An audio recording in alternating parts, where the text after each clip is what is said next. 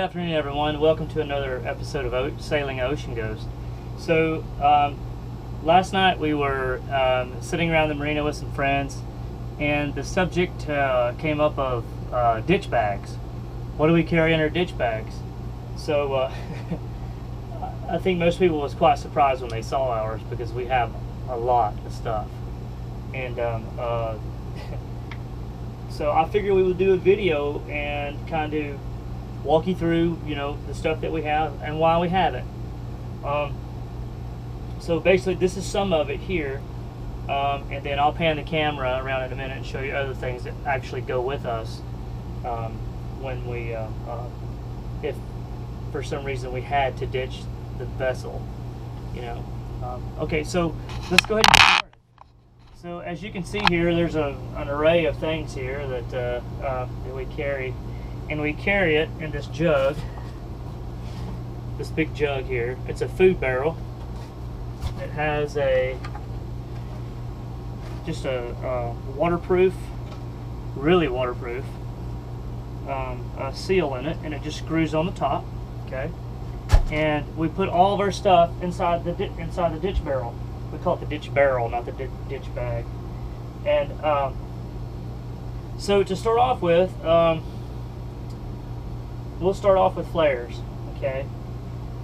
Probably the most common thing you may see in a ditch barrel or a ditch bag. These are the ones that you strike and wave. We have quite a few of those. And now there's 4 there, and we have 2 other packs that are out handy if we need them on the boat, as opposed to, but we can carry them with us in a ditch bag if we needed to. More flares here, star clusters. We do have the standard 12-gauge shotgun with the gun. Chem lights. Here's a VS17 panel here. We have a strobe. This container here is also waterproof. See, it's got a rubber seal on it. We have the strobe on the top with extra batteries that we carry. Now, the satellite phone we don't keep in the ditch barrel, so we have this out all the time, but we have a protocol, and I'll show you here in a minute what to do in case we do have to ditch. There are things that we have to take off the boat that are not in the drum, okay? And then when people come on the boat, they get assigned, hey, if we have to leave, this is what you do. Like, one person will grab the 5-gallon water jug, which we have outside, fresh water. The next person will grab some boat fenders. The other person, everyone has a small job, and once everyone goes through does their job, it makes it very easy for you to ditch the vessel if you have to.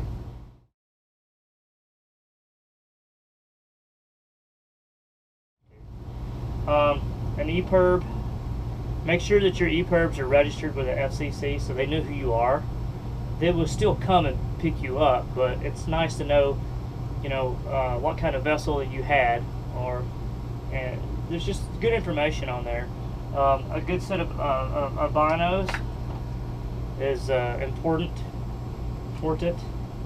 We have these. They're Steiners. They actually have a compass inside of them, so if we need to get a bearing on something, we can. We have trash bags, 4 or 5 trash bags here. Okay, a map. It's important to have a map. It's nice to know where you're at. And a GPS. We actually have 2 GPSs, and then we have a lot of extra batteries here. And we change these out and rotate them out so they're always fresh. Okay, flashlights. We do have a solar panel that we're not showing here today. We'll do that on another episode. That will charge our sat phone and amongst other things too if we need it. Okay, a light. It's nice to have a light. This one's a 12-volt, plugs into a solar panel. Now this is maybe not something you can find on the civilian market. It's made by ACR Electronics, which I would think maybe that you'd be able to, but it's an IR infrared strobe.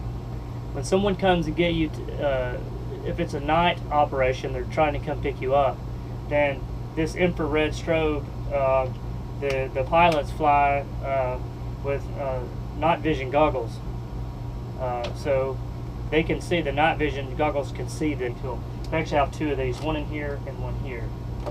A tourniquet. We also have a small med kit that we grab also. Duct tape. This is just something I picked up a while back. It's a laser. It's a B.E. Myers laser. Shines like 22 kilometers. It's a green laser. That's nice to have for flagging vessels if you had to. And then some sun repellent. We have a life raft on Oceanghost, and it has the one with the top on it, inflatable top or whatever. This is just basically just a little Gerber survival kit. It just has those fishing line, sewing thread, you know, things like that. Another panel, the S17 panel. Hypothermia prevention management kit. Fortunately, I'm a paramedic, so I have access to things like this. A lot of really cool medical stuff. Pair of goggles. Some food, and we have about a month's worth of food that we carry with us if we have to ditch. And it's all Mountain House. We have a stove with fuel already fueled up. We have this little funnel, and you can pick this up at any hardware store. It's really cool because it turns.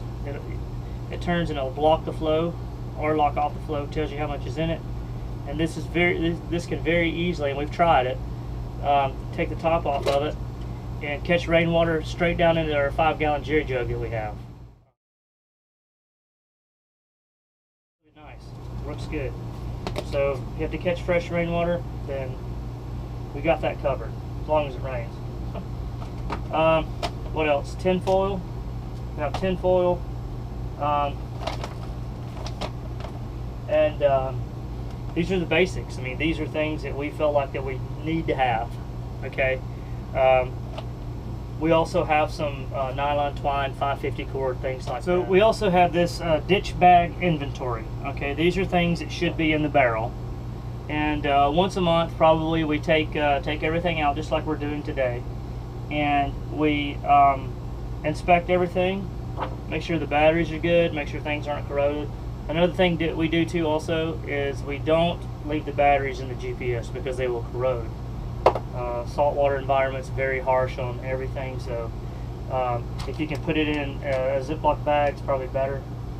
Yeah, so basically this is our ditch bag inventory, and then once we put everything back in our ditch barrel, not bag, we set this right on top.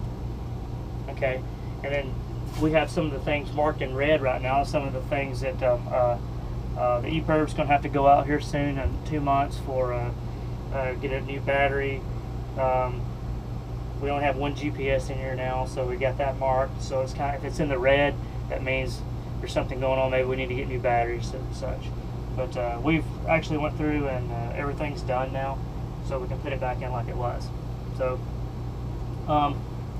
yeah, so that's basically our ditch bag, our ditch kit. We prepare it so we hope not to be there long. We got a sat phone, we got GPS. You know, we're able to give the coordinates. We can text anywhere in the world, give, you know, live updates, that sort of thing. So we hope to limit our exposure or limit our time offshore or in this raft or wherever we're at, the dinghy. But so we have other things too that are laminated that we keep in there. U.S. Coast Guard vessel documentation basically tells, this is just something that I made up on a Word document and laminated it.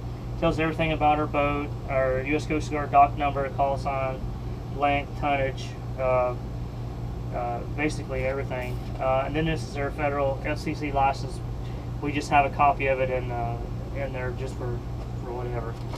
But it's just nice to be prepared, and if you're prepared for something and it happens, there's less, the chances of you surviving are much far greater than if it happens and then you just run and start trying to throw stuff in the raft and you have no idea of what you need or never thought about it. So I would